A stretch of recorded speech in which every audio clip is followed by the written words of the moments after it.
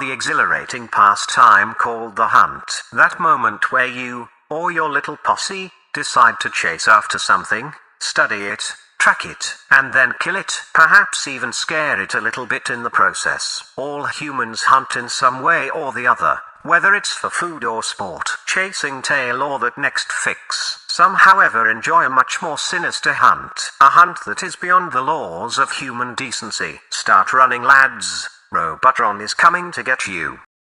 Death Hunt is a 2022 movie about a scrupulous land developer and his hot side chick who are going on a little vacation to have some fun. During their trip, however, they are accosted by a police officer who has other plans and takes them, with his friendly friends, to a remote island. The reason? Well, these fellas enjoy hunting so much they got bored with hunting animals, and thus they are going to hunt these two out-of-towners. Death Hunt is a very cheap-looking indie movie with acting that is really bad and some very questionable action scenes. It tries to convert the typical cliché copyright S of the genre but doesn't go far enough, ultimately ending up in a pretty cliché copyright movie of itself. Some of the script makes no sense and it's a slog to get through. One scene, by the way, we are told that our hunters aren't animals and thus won't rape a lady. The next scene, however, almost happens. I can understand why they did this, but the way they did it just didn't feel realistic.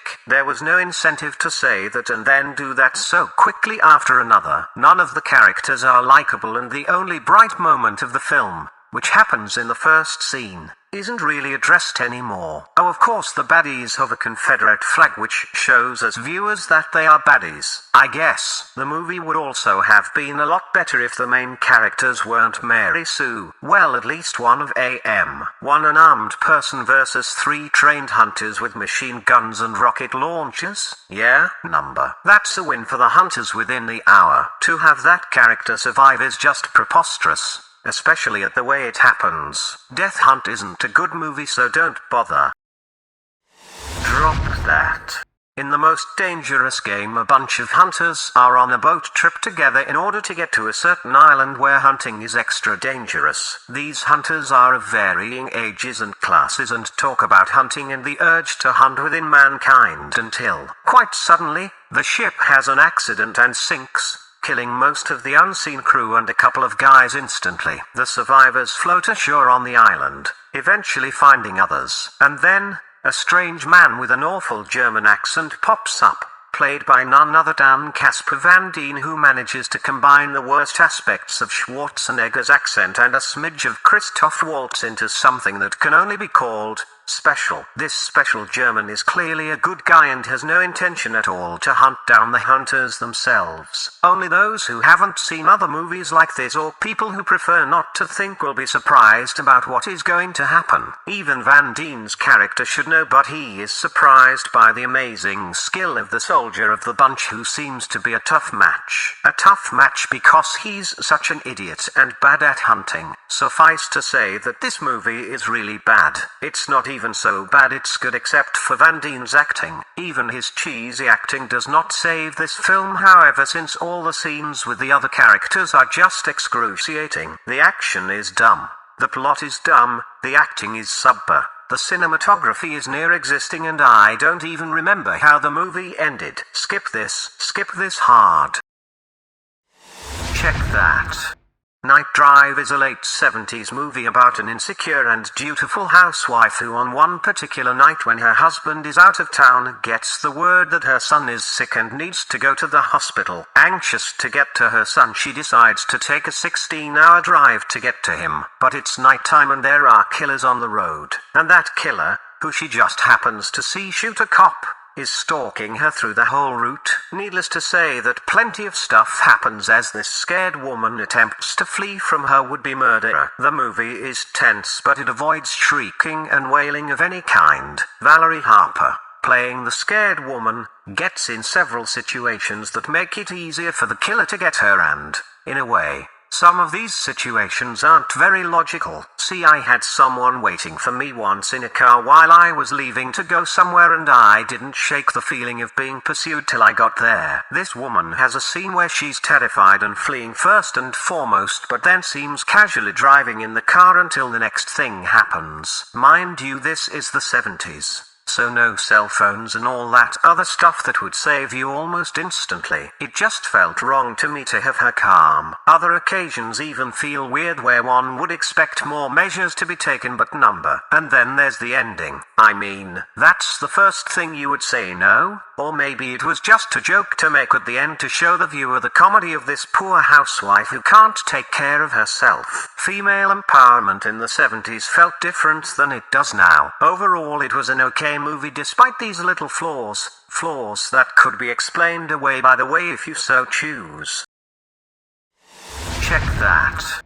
Prey is the fifth installment in the Predator movie franchise and takes us back to 1719 where we follow Naru, played by Amber Midthunder, a Comanche woman who wants more of her life than picking berries and stripping the meat off the carcasses the men bring home. She's a modern woman, you know, and she can do anything a man can do, kinda.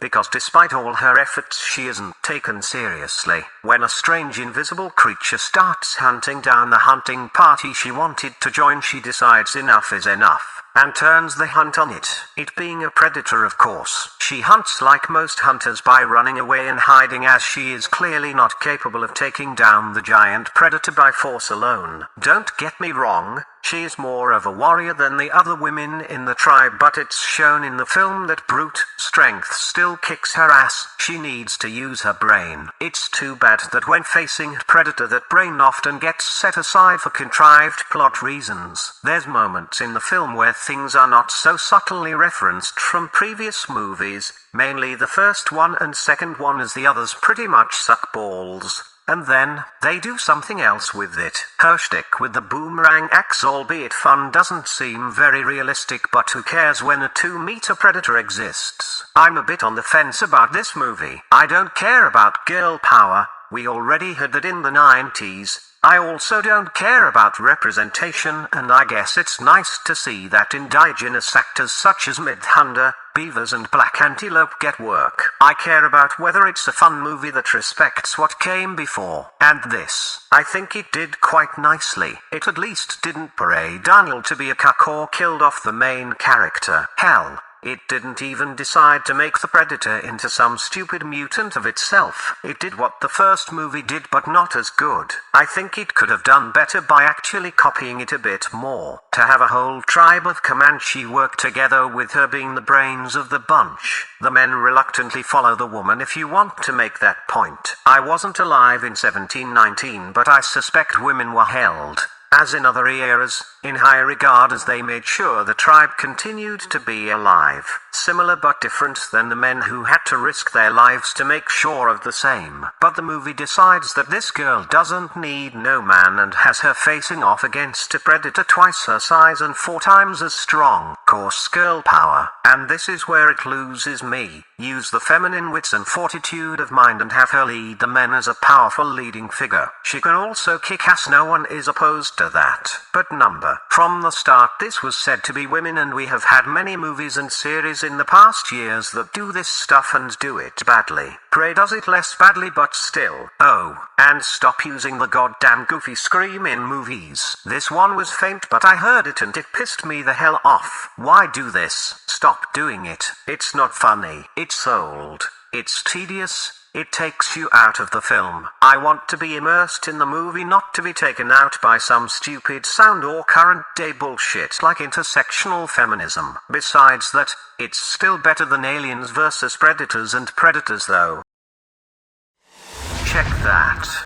Rampage is a 1987 movie by one of the directors I find the most enjoyable, William Friedkin. It's not to be confused with the 2009 U-Bowl movie about a guy going on a murder spree, which, together with its sequels, is also a recommendation from me, by the way. This Rampage brings us a mad lad in a striking red puffy coat, Ray-Bans and a gun that looks a lot like a Luger. He seems like a nice guy at first, but then the killing starts, and the killings are pretty brutal. You won't see it happen since this isn't a gore movie, but the implied violence itself is pretty harsh. And so a manhunt happens where the police are looking for this crook. Will they catch him, and more so, will they be able to keep him imprisoned? I expected this movie to be a kind of Manhunter where a serial killer, or more precisely, is hunted down by law enforcement and taken down at the end of the film. The killer's vibe is similar to the one the killer from Hitcher in the Dark, though that might be due to the awesome Ray-Bans. This film does that, but then it turns into something else. Something that held my attention a little bit less, and something that didn't really feel like it was pertinent.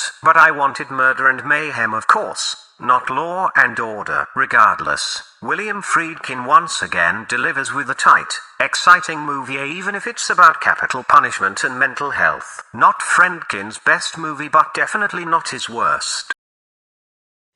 Smash that.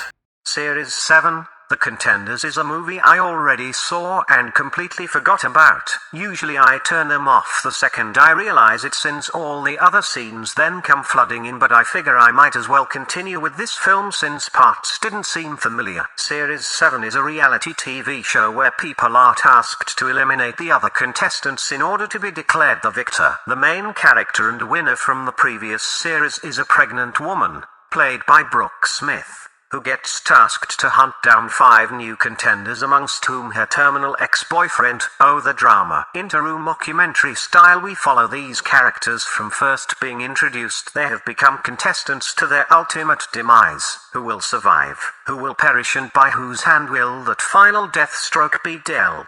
Series 7 came hot on the exact moment, or a little after, the whole MySpace tag game was a hot thing. In that tag game, people fake killed other players, much like the movie counterparts. It was all fun and games until someone got shot in the eye, though. Quite literally, if I recall correctly. Not in the eye. That is, actually shot. The film feels very independent, and due to the reality TV nature it gets a little bit on my nerves, but overall it doesn't annoy me as much as other films. The characters are gloriously satirical, especially the eager-to-kill teenager and the angel of death nurse spouting her ethics. And it gives enough of a battle royale or the Purge vibe that it keeps you invested until the end. The character dynamics are interesting, especially the relationship between the winner and her would-be victim, who just happens to be dying of cancer, wants to kill himself. The mere fact he's married adds some spice, but what they do at the end of the movie just makes this a delicious treat. Series 7, The Contenders, if more than you would expect it to be, and it's a deserving cult classic. Check that. Smooth talk brings us another type of hunt. The hunt for dick and pussy. Yes, friends, we follow the blossoming teenager Connie, played by a then 18-year-old Laura Dern, who is experiencing teenage horniness. She wants some dick. She wants to experience that thing called love right down but her parents and her own reluctance keep her from it. She enjoys playing around with the boys in the mall, flaunting her goods and then cock-blocking the shit out of them. She loves going to the drive-in to flirt, but she never truly gets there despite all the effort. Why? I don't know. They're girls. Her relationship with her mother is the same as that of most teenage girls. The mother down for the innocent little girl she's losing. The daughter who wants to be more adult than she is. And then, on a summer day, an older smooth-talking guy, played by Treat Williams, arrives at her home with a friend, and he wants some of that tight teen thing he's so fond of. What happens next? Find out in this chilling coming-of-age story based on the short story Where Are You Going? Where Have You Been? By Joyce Carol Oates. Dern's performance as a young minx is really good, as well as all the other actors in there. There's no nudity, of course, but there is a whole lot of sexual tension. As a viewer, you can almost feel it. Watching it as an adult who has a memory, you'll see both sides at the same time, and then, when that moment comes, it becomes a very chilling film. And the end. It's quite the eye-opener. Smooth Talk is a different movie from most. It falls firmly into both the romance as well as the thriller genre, but mostly is a coming-of-age story about a little girl becoming a woman, by whatever means that might have been. Smash that.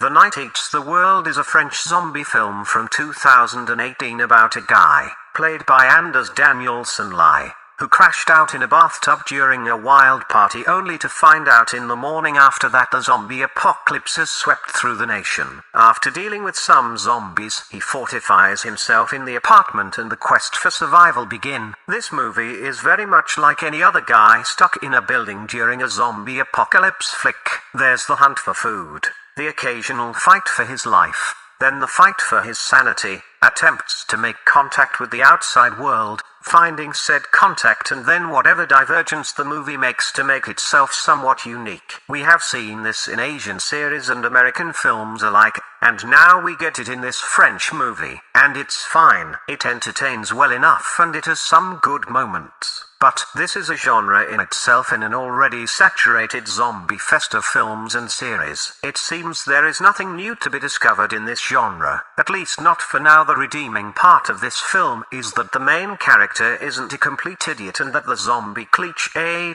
copyrights remain to be the more docile ones. That's not to say there's some idiotic stuff in there, but everyone gets to be stupid sometimes, don't we? Except me. I'm never stupid. Check that. The Taint is an independent 2011 movie that I was totally oblivious about when I went in, and it became something amazing. The world has gone mad. The water has been tainted by something turning all men into misogynists. Not simply woman-hating like most feminists shriek about. No, actually hating them so much they need to rape and murder every single woman out there. And they do this with their massive raging erect dicks. Cause the water, well, it has some more side effects. In comes Philo Ginny, who just banged a chick and is totally oblivious about what is happening. See, he hasn't drank any water yet. When he meets another girl, things are a bit tense, especially because she's hot and he wants to fuck her, but she's just glad he doesn't want to kill her immediately, unlike the others. So they venture forth into the world looking for solutions, being accompanied by some very badass retro wave music, making it all even more cool. Meanwhile, men are rampaging left and right and all kinds of violence and gore is shown. We get the stories of different characters delving more deeply into the world, and it's all pretty hilarious and more so. Very, very, very politically incorrect. There's actual dicks in this, ejaculating massive amounts on faces. There's boobs, there's ass, sex, simple all. And again, great retro wave music. The movie was extra funny to me cause the main character looks like a guy I went to school with. Completely coincidental of course, but hilarious nevertheless. And yes, Robotron had his college years and it looked very much like this movie. Well, kinda. To my American friends, don't shy away from the word taint. I know it means something else to you a lot, and sure, there's lots of dong in this, but it's about the water, or is it? Who knows? Find out, you'll love it. Well, if you have a sense of humor, that is. Smash that. Tyrannosaur is a British movie with a lot of typically British people, mind you. I've never been to Britain, so I can solely base this on footage and TV shows, but it's very British. At least one side of the British Isles, the working class side, the one we call marginals, the poor nasty people, not the stiff rich British upper lip ones. We follow Joseph, a bitter and very, very angry man who does a very violent thing at the beginning of the movie and clearly wrestles with some severe issues. Over the course of the movie he gets or attempts to get in contact with other people who are also violent in their own ways, until he meets a sweet woman who is the exact opposite, a gentle, kind soul who helps him. Of course, an angry man remains an angry man, so stuff happens as you might expect. Even more stuff happens when the husband of said woman comes into view and slowly reveals the true nature. Tyrannosaur is a bleak movie, a very British bleak movie, but an excellent movie at best. It is quite simply a movie about the nature of violence, and more so, about the layers of violence in mankind and society and those who commit it. Joseph is a violent man, he gets angry, he makes mistakes, he acts out and destroys objects, but other people in the film are violent in different ways. worse ways, to the detriment of the innocents around them. That's not to say Joseph is innocent, but in ways he is the lesser of all evils. Even certain characters will be revealed to be violent themselves. I also thoroughly enjoyed the contrast with the symbol of the dogs. Joseph being a dog owner versus another character who uses his pit bull as a weapon. These violent characters go head-on with each other in some way or the other, leave the collateral damage behind to continue their lives as well as possible. Violence is never the solution, but sometimes it's necessary. As it rests within each of us, it's merely a matter of how much damage it deals to those around us that ultimately is the most important difference. Smash that.